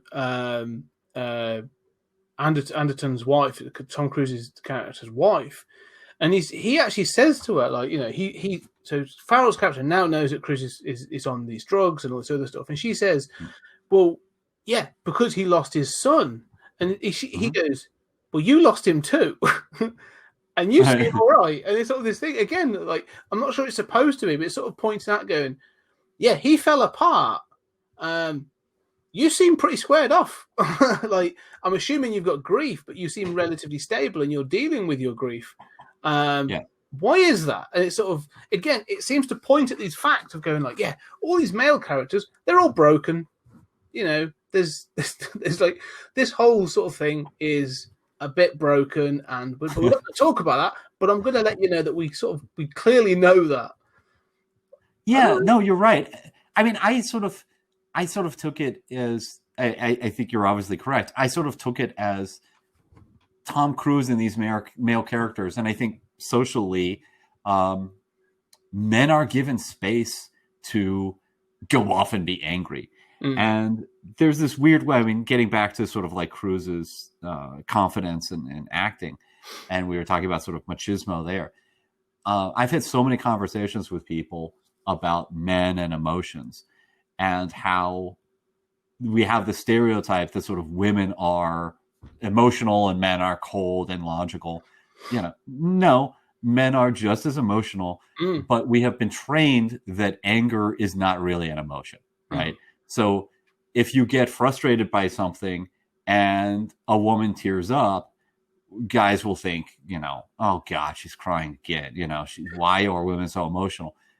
In the same room, a guy hits something and punches the coffee maker, and everybody's like, dude, it's going to be okay. That scene is somehow a rational expression. Yeah. So she's gone through her process. She seems healthy, and, she's grieving. She's not pretending that this was a good thing or that she's over it, but she stayed in the same home. She seems calm and collected.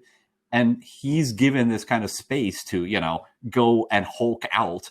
And the entire movie, in a sense, is his experience hulking out and going crazy and doing these crazy things and then journeying back to her. Or it should be. I mean, that should be the emotional core of the film. But yeah, I mean, it's strange that, like, the movie doesn't seem to condemn him for that. She says, oh yeah, she has compassion for him. He doesn't seem condemned. And there is this odd way in which, like, he's given that space, that emotional space to do that without condemnation. And that's part of what frustrates me about the end, is that he has been away for years doing this thing that ultimately has been proven to have been a disaster, locking people up, for nothing, working for utterly corrupt murderers. And all of this was a farce. All of this was a complete and utter cock up. And, but honey, I realized it. So I'm going to put a baby in you and it's all going to be fine. There is a kind of male entitlement there. I agree. But it's not something I usually think of as being Spielbergian. Like, maybe I do think of it with Cruise. I do think of that with sort of Tom Cruise and associate it with many of his films. Even like the Mission Impossible films is very sort of, driven by that. But yeah, I do like that end little monologue of sort of where they basically say sort of like the pre-crime experiment was ended after 9 years. I'm like, it's not an experiment. That's a lot. That's a decade of someone's life, and all this other stuff. And then they were all let go. And this is the thing I find interesting. They were all let go, pardoned and let go, and some were kept a tab on. Yeah. Right. And again, my brain's going, oh, this is so black and white, because the guy that was arrested at the start of the film, let him go. Like, you interceded and prevented a crime of passion. He has no history of this. Right. Clearly his marriage is over. I think he has the right to go and sort his life out. Like, he's probably not got a job anymore, and he hasn't got a family. Like, let him go sort his life out. However, there will be people in that 1,000 or 1,100 people that this may have not been the first murder that you could have caught them for. Right. If you could have gone, we caught this guy because of precognition, but he's also committed 7 other murders in another state that we didn't. Well, that we couldn't catch. Yeah, don't let him go. Like, you know that. Yeah. Put him somewhere else. It's also part of the, talking about how does this sentencing work, right? How does this jail work? The movie is totally uninterested in thinking about any of that. Yeah. And so I find myself thinking the same thing and thinking, and then I think like, you pardoned everyone. First of all, did they need, I guess they need a pardon. We still have people in jail for, minor drug offenses that are legal now. I guess you do need that pardon, but there's going to be financial settlements, right? Every single one of these people is going to have a civil action against the state. Yeah. They're going to be paid out. And here again, they're going to be protesters, who say like, yeah, as you say, some of these people, that's fine. But, we live in a society today that loves to be tough on crime, right? The last thing you want is to release a killer or, a wife beater or something. And, there's going to be protests. There's going to be politicians screaming, if elected, I will throw them back in jail. We're going to make America precognitive again. But again, it's this. It doesn't feel, because I know Spielberg's not. His films aren't always high level intellectual. Like, he'll address certain topics, and this is supposed to be a fun sci-fi romp. But I do get this idea of just releasing 1,000 people back into society, just an open floodgate is, well, firstly, unless you, like you say, you've got to give them some sort of compensation to get them back on their feet. There'll be some sort of trauma involved in this because if you notice, one of the things that they do when they arrest them, they apply like a piece of headgear. Mm-hmm. Yeah. It goes on, and it acts as like a neural dampener. Like, all of a sudden, like, that's it, they're switched off. Some of these people, the last thing they may remember is their bedroom or being in a car or something else. All of a sudden, they're like, "Oh, Jesus Christ! What? 7 years later? What? And I'm who's like, president again? Yeah. Who am I? Where do I live? Where's my family? Like all this sort of." The people it just feels like they try to go, we solved this problem and we righted those wrongs. No, you just dropped like a massive bomb on this. Like, it's, and maybe it's just because we're older, we live in more complicated well, we now recognize we live in more complicated times, but I'm pretty sure when I watched it, I'm pretty sure that when I watched this in 2002 I'd be like, oh, that's a good ending. Now I'm just like, wow, you just walked away from this absolute shitstorm, didn't you? Yeah, I'm pretty sure that in 2002 I thought, that's pat. That's overly pat, and I wasn't as happy with the conclusion. But now I think, as you say, like, politics is not a binary, right? One of the things that irritates me is like, it's like, are we going to do this program or are we not? That's not the way anything works. Right. We're going to negotiate, I know it's a pilot program and you shut it down, but it's going to continue in some way, right? There's going to be precognitive research. There's going to be, an attempt to resurrect this. There's going to be an attempt to keep some of those people behind bars or whatever. All of these are kind of more interesting questions to me than in a way the plot of the film, although it's a good movie. Yeah, it is that kind of like, I hate it when movies sort of presuppose like, we expose that politician as a murderer, so all of his fans hate him now, right? Like, or he said something rude and was exposed to be a hypocrite, and it's like his entire crowd of supporters goes, boo, boo, and you just realize like, oh, it's over. No, that's not the way things work, right? Some people might peel off, but so it is that kind of like, just overly pat sort of, understanding of, we just shut it down, and everybody agreed, right, that we should shut this down. In reality, we have people talking about it's great to incarcerate people without trial, and if they the charges were thrown out, that's okay because they're probably bad dudes who did something else. Literally, people say this, right? Yeah. Well, pre-crime feels like a Republican wet dream, to be perfectly honest. I can't believe any Democrat would be sort of like, we're going to, without trial and without actually having committed a crime, we're going to put people in prison. Like, I can't believe that would ever take place. But, you say about being pat and about being a bit silly. In the finale, like I say, when there's a moment, again, it's little odd choices that I find bizarre in this film.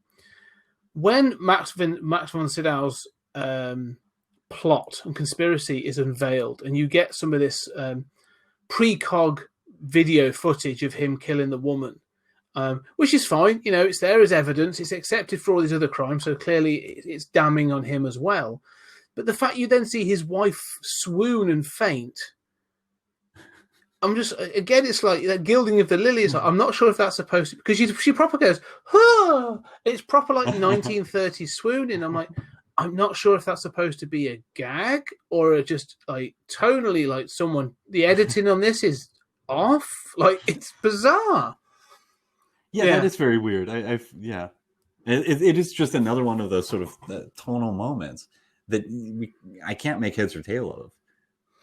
No, it's a bizarre one. But yeah, it's one of those that I had fond memories of this film. I still do. I still think it's a good, fun sci-fi romp. I think there's some good set pieces in it, but it really doesn't hold together as a story. No, I don't think it holds together as a story, and I do think that there is a version of this that is just an amazing movie. I mean, whether it is the sort of like B movie we both like, B movies and would be happy with that, or a sort of like artsy Blade Runner-esque kind of thing. I think both of those would be great transformations. You could take out the clutter. You could, have that Spielbergian, emotional core and sort of just, massage that and get that to working. And, you can downplay the conspiracy plot being tied to the entire origins of this. This is just we don't even need to get rid of the precogs. I mean, that doesn't need to be the happy conclusion. There can just be doubt. And we can be left in the ambiguity of, I do, by the way, think the, Democrats would sign on for it. I can easily understand that. But when I think about it being used by, Republicans, I would think of it being used as like a way to just lock more people up, or whereas I think, Democrats are more focused on, we can achieve a more utopian society, and let's stop this stuff before it happens. But I do think there's a great version of this movie, it's an interesting movie. It's a fun movie. It raises lots of points. I think that's the thing. It's almost like it sits in that middle ground, doesn't it? Like, if you were to, and it sounds bad, but if you were to lower this down to being that sort of like pulpy B movie thing, like there's a really fun, silly film in here that, like, you could have like, a bit more, that would be a bit more jokey, and like you really go all at it with the action and that sort of thing.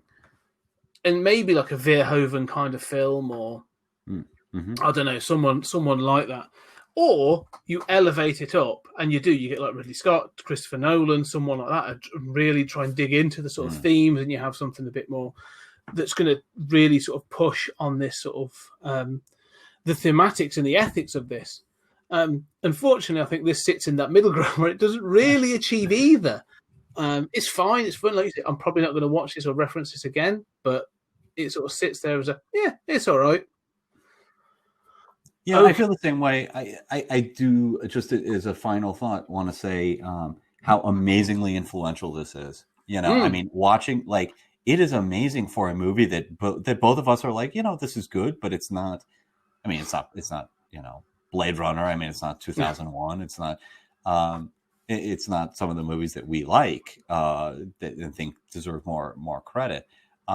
I think that the swooshing around the UI interface, that's not only in Iron Man. I mean, we're designing real interfaces that do this, with augmented reality. I think the pre-crime thing comes up a lot. I think that this has just been very influential and in a kind of shocking way, considering that, it's a lesser Spielberg sci-fi movie.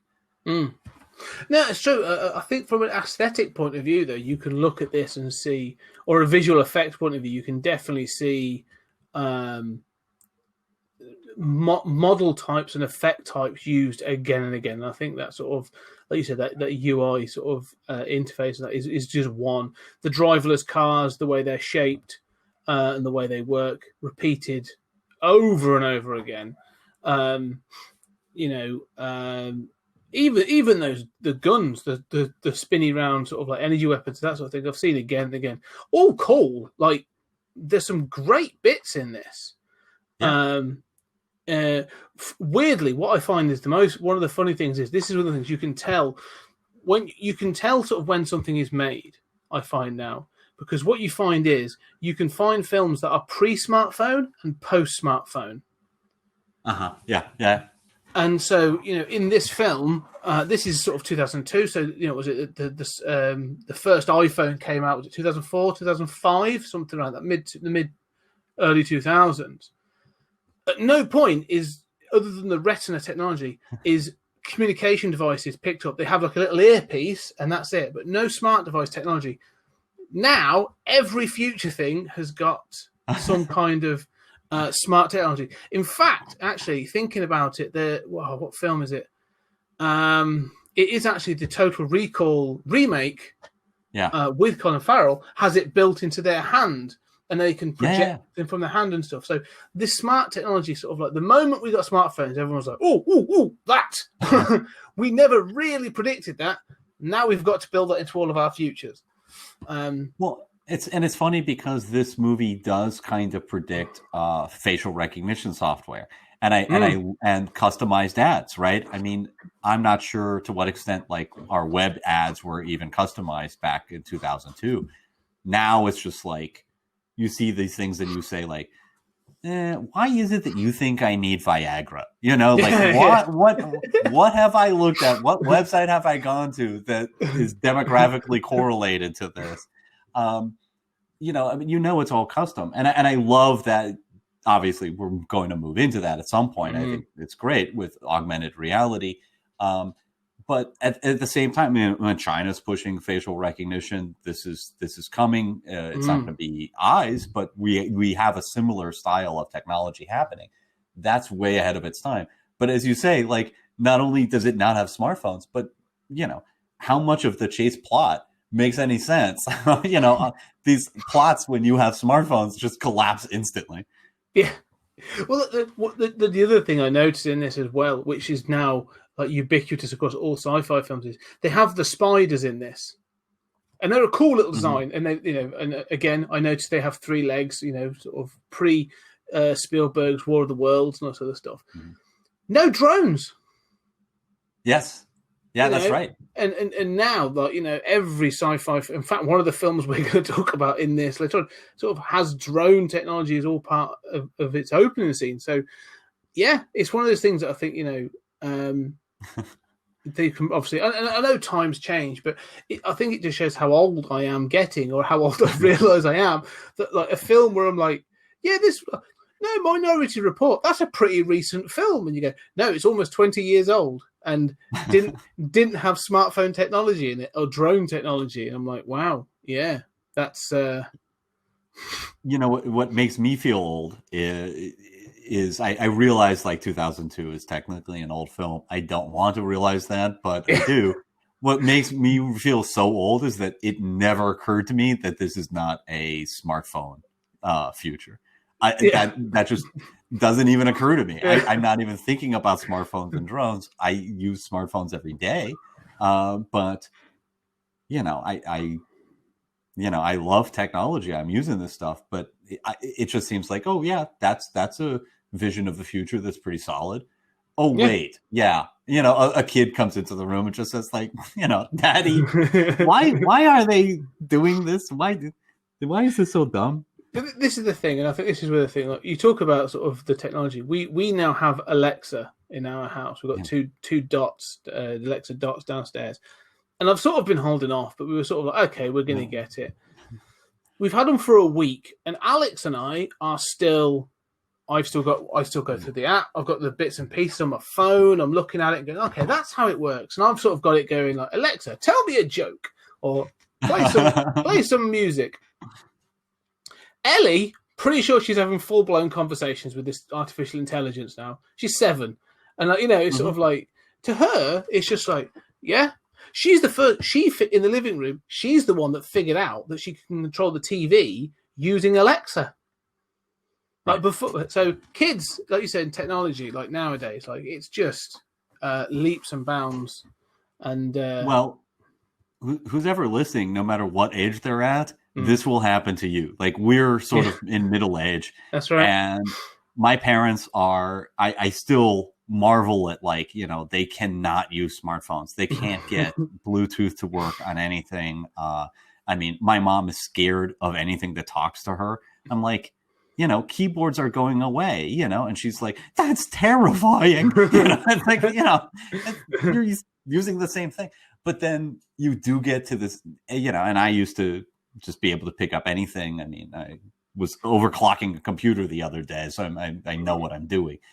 But I still will look at a user interface on a new device and think, I don't know where to start. And I know that if I were 7, I would know where to start, and I just dive in, and and I'd say, yeah, that's obviously intuitive. Yeah. So it happens. I'm interested to see, and it's something. It might be. I'd be interested in. I'm sure that someone has done it, but I'd like to do it myself. I'd like to get like go back to maybe from when I was young, so from early 80s, and get sci-fi films that of a similar ilk, sort of like those sort of that look at this kind of future.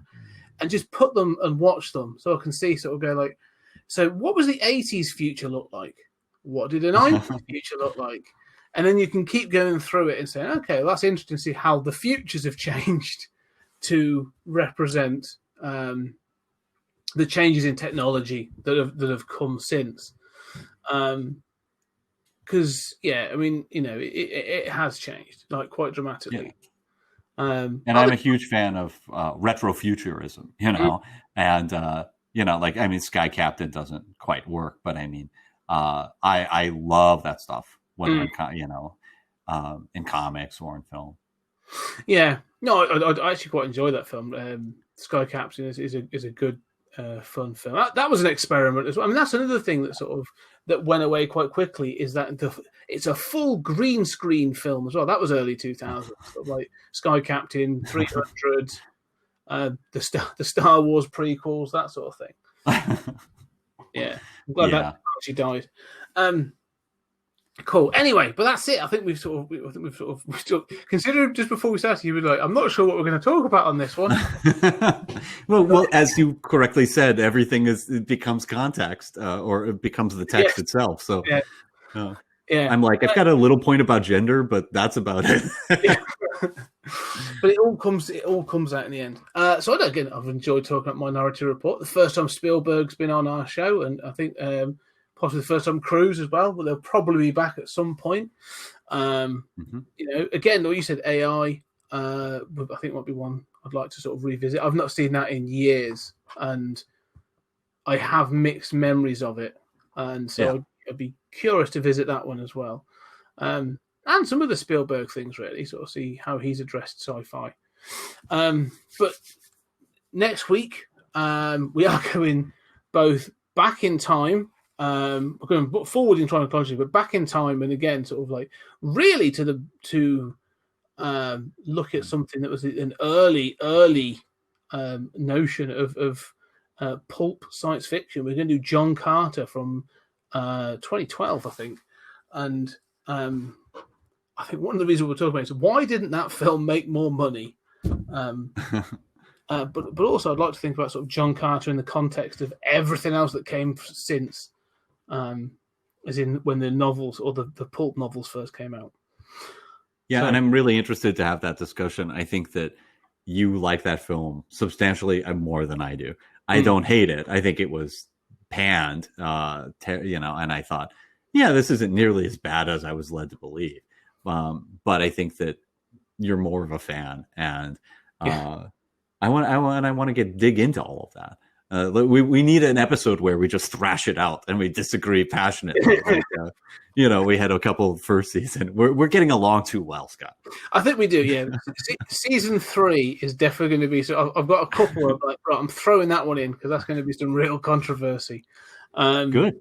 Well, yeah, but yeah. So John Carter, I think, is going to be interesting because again, it's been probably about a year or so since I watched it. But no, I really do enjoy that film for a number of reasons. So we'll get into that on the next episode. But as usual, Julian, this has been an absolute blast. I love these conversations. And so thank you very much. Hope you've enjoyed it as well. Sort of, get into the nub of this sort of mediocre sci-fi film.